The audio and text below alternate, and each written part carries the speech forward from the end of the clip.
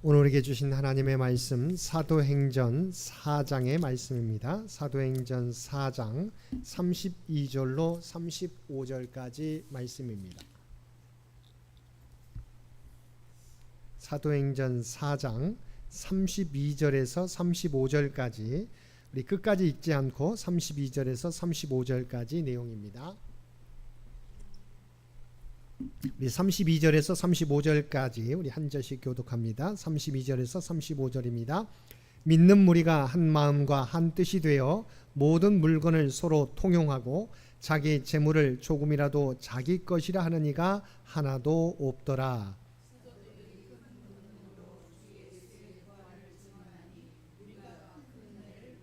그 중에 가난한 사람이 없으니 이는 밭과 집 있는 자는 팔아 그 판 것의 값을 가져다가 사도들의 발 앞에 두매 그들이 각 사람의 필요를 따라 나누어 줌이라. 아멘. 오늘도 무더위 가운데 주님 전에 나와 마음과 뜻과 정성을 다하여 예배드리는 우리 모든 성도들 가운데 하나님의 놀라운 은혜가 언제나 함께하여 주시기를 주님의 이름으로 간절히 축원드립니다. 오늘 말씀은 우리가 너무도 잘 알고 있는 성령 충만 받았던 예루살렘에 모였던 성도들이 어떠한 은혜의 모습을 나타내는지 말씀해 주고 있는 내용입니다. 우리 PPT에 보게 되면 은혜를 우리가 히브리어로 헨이라고 합니다. 헨은 이제 구부린다는 뜻을 갖고 있습니다. 그래서 위에서 아래로 베푸는 호의를 우리가 은혜라고 합니다. 그렇지 않습니까? 은혜는 아래에서 올리는 게 아니라 위에서부터 아래로 베푸는 호의가 바로 은혜라고 하죠. 자, 신학적인 의미는 무엇입니까? 우리가 신학적으로 은혜라고 이야기하게 될 때 그것은 받을 자격이 없는 자에게 베푸는 자발적인 호의에 대해서 우리는 은혜라고 하는 것이죠. 우리가 교회에서 말할 때 은혜는 우리가 받을 자격이 없는 자에게 베푸는 하나님의 호의가 바로 은혜라고 우리가 말하고 있습니다. 제가 PPT에 한 사람이 이렇게 이야기한 것을 제가 적어놨습니다. 한번 이게 저도 이 글을 읽으면서 너무도 참 중요하다, 우리가 참 의미가 있다라는 생각이 들어요. 도널드 반하우스라고 하는 사람이 이렇게 말했습니다.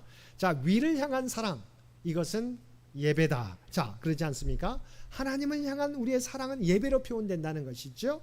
바깥을 향한 사랑, 그것은 자비다. 우리가 세상을 향해서 베푸는 것은 바로 자비와 사랑이죠. 아래를 향한 사랑은 뭘까? 이것은 바로 은혜다는 것이죠. 하나님께서 위로부터 아래를 향한 바로 사랑은 은혜다라는 것이죠. 위를 향한 사랑은 우리가 하나님께 대한 예배고, 바깥을 향한 사랑은 우리가 자비고, 하나님의 사랑을 나누는 자비고, 또한 아래를 향한 사랑은 뭐냐? 하나님의 은혜라고 하는 것이죠. 바로 우리는, 저와 여러분은 은혜 받은 자죠. 우리가 사실은 자격이 없는 자이지만 하나님께서 그냥 우리에게 내려주신 거예요. 그냥 부어주신 거죠. 우리 모두가 받고 있는 것입니다. 바로 하나님께서는 받을 자격이 없는 우리를 위해서 어떤 은혜를 베풀어 주셨어요? 자기의 독생자 예수님을 십자가에 내어 주셔서 우리의 죄를 사해 주시고 부활케 하셔서 부활의 소망을 가지고 우리가 살아갈 수 있도록 인도해 주신 것이죠. 독생자 예수님을 우리를 위해서 십자가에 내어 주신 거죠. 가장 소중한, 저와 여러분이 누리고 있는 은혜라고 하는 것이죠. 그래서 우리가 잘 아는 우리 존 루터는 우리가 찬송가 305장, 너무도 우리가 잘 아는 찬송이지 않습니까? 나 같은 죄인 살리신, 바로 자신을 구원해 주신 주님의 은혜를 깨닫고 찬양한 곡, 바로 그것이 305장 나 같은 죄인 살리신 유명한 찬양이 되고 있지 않습니까? 이와 같이 하나님의 은혜를 받은 사람들은 변화되어 있죠. 그래서 하나님을 찬양하게 되어 있고 변화된 삶을 살게 되어 있다는 것이죠. 오늘 본문 말씀 가운데서도 자, 사도행전 4장 33절 말씀입니다. 자, 어떻게 그들이 변화되었느냐? 4장 33절, 사도들이 큰 권능으로 주 예수의 부활을 증언하니 무리가 큰 은혜를 받아. 자, 사실은 예수님께서 많은 하나님 나라 복음을 전파했었습니다. 많은 병자를 고치고, 또한 자연을 잔잔케, 풍랑을 잔잔케 하고, 죽었던 사람을 우리가 다시 살려내는 기적을 베풀어 주셨는데 그냥 허무하게 십자가에 달려 죽게 되어 있어요. 많은 사람들이 실망하고 우리가 신앙에서도 그냥 떠나갔었는데, 그러나 바로 베드로와 요한을 통해서 예수님의 십자가와 부활을 담대하게 전하는 것을 보면서 십자가는 어떤 의미입니까? 우리의 죄를 위한 죽음이었죠. 또한 그러나 그 죽음으로 끝나는 것이 아니라 부활하셔서 바로 부활은 우리의 부활을, 그러니까 주님의 십자가와 부활을 증거하니까 많은 성도들 은혜를 받게 되었어요. 뭐냐면 우리의 죄사함과 부활의 소망을 가지고 살아갈 수 있게 되었다. 그래서 주님의 죽으심과 부활은 우리를 새롭게 했다는 것이죠. 너무도 중요한 것이죠. 그러니까 우리가 믿는 것은 사람들은 우리가 교회 다니는 건 물론 복 받으러 교회 다닌다, 맞습니다. 그런데 그 복이라는 게 뭐냐? 가장 소중한 복, 가장 큰 복은 우리의 죄가 사함받고 우리가 영원한 하나님 나라에 거하게 되는, 바로 영원한 부활과 소망, 하나님 나라에 대한 소망을 가지고 살게 되는 게 가장 큰 복이라고 하는 것이죠. 물론 우리가 주님 재림하실 때까지 하나님께서 함께 하시고 인도해 주신 은혜가 있는 것이죠. 이 땅에서도 구원 이후에 구원받은 것과 더불어서 이 땅에서 하나님께서 우리와 함께 하시고 인도해 주신 은혜, 또한 하나님 나라, 주님의 재림이 이루어진다, 영원한 하나님 나라에서 하나님과 영원토록 거하게 되는 은혜죠. 그러니까 이것은 세상 사람과 비교할 수 없어요. 그래서 우리는 때로는 그냥 이 땅에서 누리는 복만 생각할 때가 있어요. 그래서 건강하게 지내는 것, 또한 우리의 사업과 직장이 잘 되는 것, 자녀들 형통하게 지내는 것, 너무도 놀라운 복이죠. 그런데 하나님께서 이미 주님 십자가를 통해서 구원의 복을 허락해 주셨고 이 땅을 살아가는 동안 바로 이와 같은 함께 하심과 인도하심의 복을 누리게 되죠. 근데 이걸로 끝나는 게 아니에요. 바로 주님의 재림의 때 영원한 하나님 나라를 약속해 주시는 거죠. 그래서 우리는 과거에도 현재에도 미래에도 약속되어 있는 복을 누리고 있다. 그래서 현재만 누리는 복만 여러분 생각하지 마시길 바랍니다. 그래서 이 놀라운 과거와 현재와 미래까지 이어지는 복을 우리는 누리고 있다, 또 약속해 주고 있다. 그래서 이 은혜를 통해서 이 은혜를 새롭게 깨닫는, 근데 이것이 뭐예요? 우리에게 자격 없는데 주어졌어요. 위로부터. 그러니까 얼마나 감사합니까? 이 은혜 가운데 살아가는 사람들이 바로 그리스도인이라고 하는 것이죠. 초대교회도 이와 같은 은혜를 입은 다음에 그들의 삶 가운데 변화가 나타나게 되었다는 것이죠. 그래서 은혜 받은 자의 모습이 오늘 본문 가운데 나오는데 첫 번째는 뭐예요? 그들이 바로 하나 되기 힘쓰게 되었다는 것이지요. 자, 사도행전 4장 32절 함께 읽겠습니다. 믿는 무리가 한 마음과 한 뜻이 되어 모든 물건을 서로 통용하고 자기 재물을 조금이라도 자기 것이라 하는 이가 하나도 없더라. 아멘. 자, 성령 충만 받아 은혜 받은 자의 모습은 첫 번째 하나 되기 위해 힘쓴다는 거죠. 첫 번째 뭐예요? 32절 상반절에 믿는 무리가 한 마음과 한 뜻이 되어라는 것이죠. 은혜 받게 되면 믿는 무리가 한 마음과 한 뜻이 되어 있어요. 그러지 않습니까? 우리가 여러 가지 사업을 펼치게 될 때 은혜 받은 사람은 함께 우리가 한 마음 한 뜻이 되어서 그 일을 밀어붙이게 되어 있죠. 어렵더라도 우리가 한 마음 한 뜻이 되어서 우리가 함께 그 일을 해나가게 되어 있다는 것이죠. 그런데 여기서 하나됨은요, 하나됨은 뭡니까? 획일적인 하나됨이 아니에요. 다양성 속에서의 하나됨, 우리가 기억해야 됩니다. 자, 하나됨은 모두가 똑같이 모든 생각이 다 똑같았던 게 아니에요. 다르지만 여러 가지 생각이 있지만 그 가운데 하나님의 뜻을 위하여, 하나님의 영광을 위하여 하나 되는 것을 의미하는 것이죠. 우리가 하나님을 사용하는 사람들을 보게 되면 그래요. 하나님은요, 우리가 PPT에 적어놨는데 우리가 여인 중에 위대하게 쓰인 우리 에스더 있죠. 그것은 바로 페르시아의 우리가 여왕으로, 왕비로 우리가 사용되었던 사람이지 않습니까? 그런데 하나님은 왕비로 에스더를 사용하기도 하지만 기생인 라합도 사용합니다. 하나님은 그냥 왕비기 때문에 사용한 게 아니에요. 기생 라합이 비록 이방인이었지만 그가 하나님에 대한 믿음을 가지고 행동하게 될 때 하나님께서는 라합도 위대하게 하나님의 종으로 사용하신다. 또한 다윗과 같은 왕도 사용하시지만 아모스 선지자는 원래 직업이 농부예요. 농부지만 하나님께서 아모스를 들어서 하나님의 위대한 사도로 사용하신다는 거죠. 또한 선지자 가운데서도 예레미야는 눈물의 선지자로, 순종의 선지자로 유명하지 않습니까? 근데 또한 선지자로 부르실 때 요나도 우리가 부르세요. 요나는 우리가 유대주의자죠. 그래서 니느웨의 복음을 전하는 걸 싫어합니다. 왜냐하면 이방 민족인데 하나님께서 그들에게 하나님의 심판을 선포하게 되면 그들이 회개하고 돌아오면 우리는 뭡니까? 멸망시켜야 될 이방인들인데 왜 하나님께서 저들로 사랑하느냐 해서 우리가 니네로 가지 않고 다시스로 막 도망가지 않습니까? 그러니까 불순종하는 요나. 그렇지만 하나님께서는 눈물의 선지자, 사실은 자기 민족의 바벨론 포로의 멸망과 바로 바벨론 포로에 끌려가는 이 아픈 소식을 전해야 되기 때문에 순종하는 거예요. 비록 자기 조국이 멸망당할 것, 왜냐하면 이스라엘의 죄로 말미암은 하나님 심판을 받아 멸망할 것을 하나님 선포라고 했을 때 이것도 선포해야 돼요. 그래서 우리는 예레미야를 눈물의 선지자, 순종의 선지자라고 이야기하는데, 요나는 자기의 뜻을 굽히지 않고 하나님의 명령에도 불순종합니다. 그렇지만 하나님께서 그를 돌이키시는 거죠. 우리가 물속에 던져지기는 위험도 당하지만 하나님께서 물고기로 요나를 감싸주고, 그래서 다시 사흘 만에 뱉어서 다시스로 가서 우리 니느웨 가서 복음을 전파하지 않습니까? 그러니까 불순종의 사람도 하나님께서 쓰셔서 하나님의 역사를 감당하는 선지자가 되게 하시는 거죠. 이와 같이 하나님께서는 여왕도 쓰시고 귀생도 쓰십니다. 왕도 쓰시지만 농부도 쓰십니다. 또한 순종의 선지자도 쓰시지만 불순종의 선지자도 하나님의 뜻을 위하여 사용하시는 거죠. 마찬가지입니다. 우리도 하나님께서 은혜 받게 하실 때 우리가 여러 가지 다양한 생각의, 다양한 신앙의 양태도 다릅니다. 어떤 사람 급한 마음도 있고 어떤 사람 느긋한 마음도 있고, 그렇지만 그 가운데서도 그 모든 것을 통해서 하나님의 역사를 이루어 가는 것이죠. 이와 같이 하나님의 하나됨은 우리가 획일성 가운데 하나됨이 아니라 다양성 가운데 하나됨이다. 또 두 번째 어떤 하나됨입니까? 다른 사람을 용납하는 하나됨이. 로마서 14장 3절 말씀에 보면 오늘 본문과는 다르지만 초대교회의 모습이 이런 모습이 나타납니다.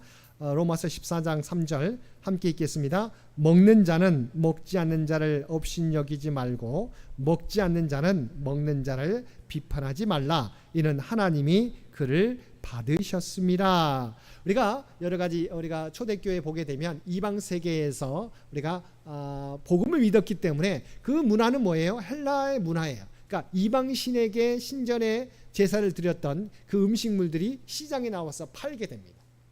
그래서 이방 신에게 바쳤던 이 음식을 먹어야 되느냐 말아야 되느냐라고 우리가 논쟁이 벌어졌지 않습니까? 근데 믿음이 있는 사람, 또 그것을 용납하는 사람들은 그냥 그것을 유연하게 받아들이죠. 이것을 그냥 먹는 것뿐이야. 우리는 하나님을 믿는 것이지. 그래서 그냥 우상에게 드려져서 우리가 시장에 나와서 파는 것이라 할지라도 이미 이것은 시장에 나왔기 때문에 먹을 수 있어.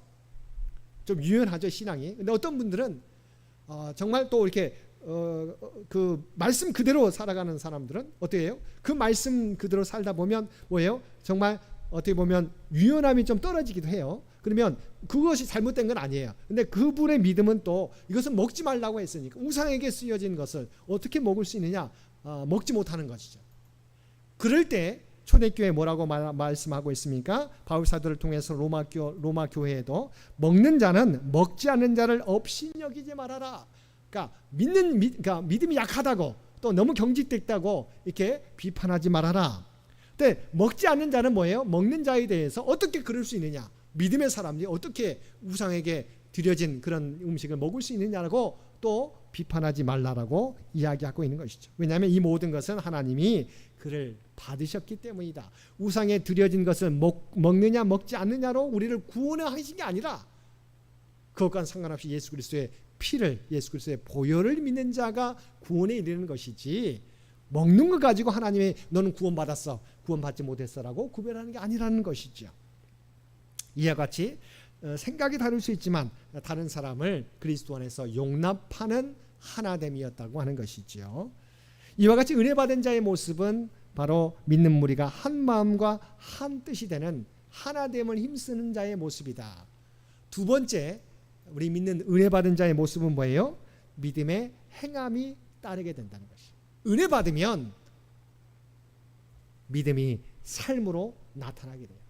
왜냐하면 우리가 살아계신 하나님을 믿지 않습니까? 그러니까 우리가 코람데오라고 하는 너무도 잘 알고 있는 이 단어는 뭐예요? 하나님 앞에서, 하나님 존전 앞에서, 그러니까 하나님 보이지 않지만 하나님을 늘 의식하고 살아가요. 그러니까 하나님이 나를 지켜보시는데, 우리가 요셉도 그러했고 요셉이 그러했지 않습니까? 그냥 보디발의 아내가 자기를 유혹하지만 이것은 자기 단둘이 남게 돼요. 그렇지만 그것이 하나님 앞에서 어떻게 내가 득지하리오라고 하지 않습니까? 여인과 요셉만 남았는데 요셉의 고백은 하나님 앞에서 어떻게 득죄하리요? 어떻게 내가 죄를 범할 수 있습니까? 라고 하는 거예요. 이게 믿음의 사람들의 모습이잖아요. 그러니까 하나님 앞에서 은혜가 충만한 사람, 은혜 받은 자의 모습은 하나님께서 우리에게 베풀어 주신 은혜를 기억하는 사람은 하나님 앞에서 행하게 되면 행함으로 나타나게 돼 있죠. 자, 기독교의 우리가 가장 큰 적이 뭐예요? 외부적인 적은 박해와 핍박이죠. 근데 내부적인 적은 뭐예요? 내부적인 것, 우리가 성도들 간의 다툼일 수 있지만 내부적인 적 가운데 가장 큰 적은 사실은 신앙의 관념화예요. 신앙의 관념화가 뭐냐면 머리로서는 그냥 머리로서만 우리가 신앙생활하는 거예요. 난 하나님을 믿어. 여러 가지 교리들을 내 머릿속에는 너무도 잘 알고 있는 거예요. 그런데 행함이 없는 거죠. 행동으로 옮겨지지 않는 것. 그래서 교회 생활 따로 또 일반적인 삶 따로. 그러니까 어떻게 보면 예배의 삶 따로, 가정의 삶 따로, 또 직장에서의 삶 따로 움직이는 것이 사실은 신앙의 적이라고 하는 거예요. 기독교의 큰 적이라고 하는 것이죠. 그래서 우리가 잘 아는 야고보 사도는 뭐라고 그랬습니까? 야고보서 2장 17절 말씀입니다. 함께 보겠습니다. 이와 같이 행함이 없는 믿음은 그 자체가 죽은 것이라. 이것은 바로 관념적인 신앙을 의미하는 거예요. 그러니까 머리로서 하나님을 알아요. 행동은 하나님 없는 것 같이 생각하는 거예요. 하나님이 의식하는 사람은 이렇게 행동하지 않을 텐데 그냥 믿는다고 하면서도 행함이 없는 믿음이에요. 근데 야고보 사도가 뭐라고 했어요? 행함이 없는 믿음은 이미 죽은 것이다. 믿는다고 하지만 행함에 뒤따르지 않으면 이것은 이미 죽은 믿음이다라고 하는 것이죠. 그러니까 우리가 생각해야 돼요. 그러니까 머리로서만 믿는 믿음에서 그쳐서는 안 되고 이것이 온전히 변화되어야 된다라고 하는 것이죠. 그래서 사도행전 4장 33절 35절입니다. 우리가 초대교회 은혜 받은 사람들 어떻게 변화되는지 다시 한번 읽겠습니다. 사도들이 큰 권능으로 주 예수의 부활을 증언하니 무리가 큰 은혜를 받아 그 중에 가난한 사람이 없으니 이는 밭과 집 있는 자는 팔아 그 판 것의 값을 가져다가 사도들의 발 앞에 두매 그들이 각 사람의 필요를 따라 나누어 줌이라. 은혜 받으니까 나누기 시작한 거예요. 그러니까 가난한 자가 보이는 거예요. 그래서 내가 풍족했을 때 그것을 나눠서 함께 생활하는 변화로 나타나게 되었다라고 하는 것이죠. 은혜 받으니까 믿음의 행함이 뒤따르게 돼 있어요. 누가 나누라고 한 게 아니라 스스로가 생각할 때 하나님이 생각하게 될 때 이거 내 것을 내가 기쁨으로 나누는 거죠. 정말 긍휼히 여기는 마음으로 나누게 되는 것이죠. 독일어의 은혜를 우리가 까베라고 하는데 은혜 선물이라고 하는 의미도 있고 우리가 은혜라고 하는 의미도 있는데 사명이라는 단어를 하면 이 은혜랑 연결됩니다. 아우프까베예요. 그러니까 그러면 뭡니까? 은혜와 연관되는 것이 사명이에요. 그러니까 은혜 받은 자가 나타나는 것은 사명을 감당하는 삶으로 나타난다. 물론 이제 언어적인 아끼는 의미이긴 하지만, 그러니까 은혜와 사명은 함께 가는 것이다. 라고 말할 수 있는 것이죠. 은혜 받은 사람은 뭐가 뒤따른다고요? 행함이 뒤따르고 사명을 감당하는 삶이 뒤따라온다. 자동적으로 따라오는 것이다. 은혜를 받았으면 우리의 행위가 뒤따라오는 것이다 라고 하는 것이죠. 초대교회 성도들은 은혜 받은 자로서 어떤 삶이 뒤따랐어요? 자기에게 있는 것을 나누는 구체적인 나눔으로 나타나게 되었다. 그러니까 우리가 은혜 받았다고 하면서 삶의 변화가 나타나지 않으면 그것은 반쪽만의 은혜죠. 그러니까 하나님 주신 은혜는 우리가 분명히 우리에게 주시기 때문에 느끼죠. 우리가 체험하니까 우리 스스로가 느껴지는 거죠. 그런데 그것을 내가 나만 간직하는 것으로 그치면 안 되는 거죠. 하나님 은혜를 받았으면 그것을 하나님은 나누기를 원하는 것이고, 그래서 우리가 창세기 12장에 보면 아브라함에게 복을 내리게 될 때 복의 근원, 복이 되라. 우리가 축복의 통로라고 하지 않습니까? 축복은 유통돼야 돼요. 나누어져야. 나만 받는 게 그치는 것이 아니라 하나님은 나를 통해서, 하나님이 나에게 복을 주셨어요. 그러면 나는 이 복을 나누는 거죠. 나를 통해서 하나님을 전하고 하나님의 은혜를 전하는 축복의 통로가 되기를 원하신다는 거죠. 그러니까 은혜 받은 자는 사명으로, 변화된 삶으로, 행함으로 나타나야 된다. 세 번째 은혜 받은 자의 모습은 동일한 모습인데 그것이 바로 이기심이 사라지는 모습으로 나타난다는 것이죠. 연관됩니다. 두 번째과 나눔의 삶과 연관되는데 그것에 이기심이 사라지게 된다. 4장 32절 다시 한번 보겠습니다. 믿는 무리가 한 마음과 한 뜻이 되어 모든 물건을 서로 통용하고 자기 재물을 조금이라도 자기 것이라 하는 이가 하나도 없더라. 자, 서로 통용하는데 자기 물건을 내놓습니다. 그런데 자기 것이라고 말하지 않아요. 놀라운 것이죠. 자, 은혜 받았는데 자기가 나눴어요. 그런데 자기 것이라 말하는 사람이 없었다는 거죠. 이유가 뭐예요? 자, 은혜를 깨닫고 욕심과 탐심이 있잖아요. 누구나가 다 있어요. 그러잖아요. 여러분도 이것만은 자기가 놓치고 싶지 않은 게 있잖아요. 정말 자기가 소중하게 여기는 것.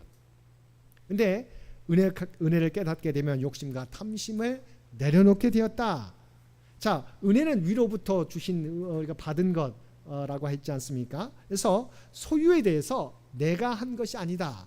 소유에 대해서 내 것이 아니고 하나님이 주신 것이다 라고 생각하는 거죠.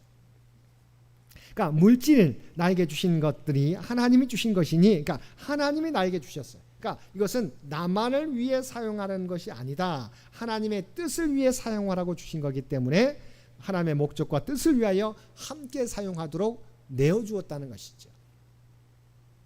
중요한 것은 하나님께서 저와 여러분에게 여러 가지 각자에게 달란트를 주셨어요. 근데 이것은 하나님의 영광과 하나님의 뜻을 이루기 위해서 각자에게 주신 거예요. 근데 많은 어떤 사람들은 우리에게 각자에게 주신 은혜를 자기를 높이는 데 사용할 때가 있어요. 우리가 주의해야 돼요. 그러니까 우리가 하나님이 없다고 생각한다면 그것은 자기를 높일 수 있죠.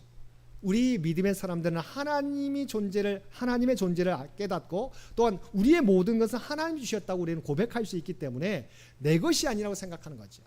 내 것이지만 하나님이 나에게 주셨는데 그 목적이 있다고 생각하는 거죠. 그래서 나에게 주신 것 가지고 그 목적은 뭐냐? 내 영광이 아니라 하나님의 영광과 뜻을 위해 사용하는 것이다. 그냥 많은 사람들도, 믿지 않은 사람들도 나누는 삶을 살잖아요. 근데 우리는 그것과 다릅니다. 행동은 똑같지만 우리는 하나님의 것이라고 생각하기 때문에 나를 위해 사용하지 않고 하나님의 뜻과 영광을 위하여 사용하기 때문에 내가 내어놓을 수 있는 것이죠. 마르틴 루터는 우리가 이런 말을 했어요. 은혜 받은 자에 나타나는 세 가지 특징이 있다. 첫 번째는 가슴의 변화. 그러니까 우리가 은혜 받으면 먼저 가슴에 뭔가 뜨거워지지 않습니까? 하나님을 향해서 또한 세상을 향해서. 그러니까 가슴이 뜨거워, 가슴의 변화가 나타나. 그러니까 가슴의 변화가 나타나면 생각의, 정신의 변화가 나타납니다. 하나님의 은혜를 깨닫는 사람에 나타나는 특징은 자기의 삶이 이제는 왠지 나만을 위해서 달려갔던 삶 같아요. 그래서 이제는 자기만을 위한 삶이 아니라 주님을 위한 삶으로 정신의 변화가, 생각의 변화가 나타나죠. 먼저 가슴이 뜨거워지고 내 생각 가운데, 내 정신 가운데 나만을 위한 삶이 아니라 이제는 주님을 위한 삶으로 변화됩니다. 구체적으로 세 번째 변화는 뭐예요? 구체적으로 그러면 나에게 있는 것을 나누기 시작한다. 마르틴 루터는 이 표현을 지갑의 변화라고 이야기했어요. 가슴이 뜨거워지고 가슴의 변화가 나타나고 우리의 생각의 변화가 나타나고 이제는 내가 있는 것을, 나에게 갖고 있는 것을 나누기 시작하는데 이것을 그냥 상징적으로 지갑의 변화라고 마르틴 루터는 이야기해요. 근데 우리가 의미가 있잖아요. 뜨거워지기 시작하니까, 가슴이 뜨거워지기 시작하니까 우리의 생각이 변화되고 행동으로 구체적으로 나타나게 된다. 나만을 위한 삶이 아니라 주님의 뜻을 위해서, 공동체를 위한 삶으로 바뀌어지게 된다. 다시 한번 4장 32절에 무슨 내용입니까? 자기 재물을 팔아서 사도들 앞에 내놓은 다음에 한 명도 이것을 내놓은 것을 내 것이라고 말하는 사람이 없었다. 왜냐하면 내가 가진 것은 하나님이 주신 것, 하나님의 것이기 때문에 하나님의 목적을 위하여 내놓은 것인 거죠. 그러니까 내 것이라고 말할 수 없어요. 왜냐하면 하나님이 주신 것이기 때문에 하나님의 것이라고 고백하게 되었다는 것이죠. 그렇기 때문에 초대교회는 이 은혜 받은 자의 모습이 구체적으로 나타남으로 말미암아 주님께서는 부활 승천하셨지만 주님이 없는 가운데서도 바로 복음이 세계 가운데 힘있게 나타날 수 있었다는 것이죠. 당시로 말하면 이제 복음의 초창기라고 말할 수 있습니다. 숫자가 크지 않아요. 지금 우리가 복음의 전성기를 이루었다가 이제 좀 쇠퇴기긴 하지만 이 말은 무슨 말입니까? 지금이 초창기에 믿는 자보다는 상대 비교할 수 없을 만큼 우리가 교회가 많잖아요. 우리가 좀 지금 우리가 좀 약화되고 있지만 쇠퇴되고 있지만 다시 한번 생각해야 돼요. 은혜 받은 자의 모습이 우리 가운데 나타나기 시작하면 우리의 변화가 나타나게 된다는 거죠. 능력이 나타나게 된다는 거죠. 그러니까 우리는 다시 한번 초대교회로 돌아간다는 말은 무슨 말이에요? 다시 한번 우리가 받았던 은혜를 똑같이 초대교회가 나타났던 그 정신을 우리가 이어받게 돼서 우리의 삶의 변화로 나타나게 되는 것을 의미하는 것이죠. 그렇게 되면 비록 힘들지만 쇠퇴기 있을지라도 우리의 신앙이 변화되고 내가 변화되게 되면 가정이 변화되고 또 직장이 변화되고 우리 교회 공동체가 변화되게 되는 것이죠. 다시 한번 변화되기 위해서는 우리가 하나님의 은혜로 충만해져야 된다. 그리고 내 머릿속으로 머무는 신앙이 아니라 이제는 삶의 변화로 삶으로 고백되어지는 신앙이 되어야 된다.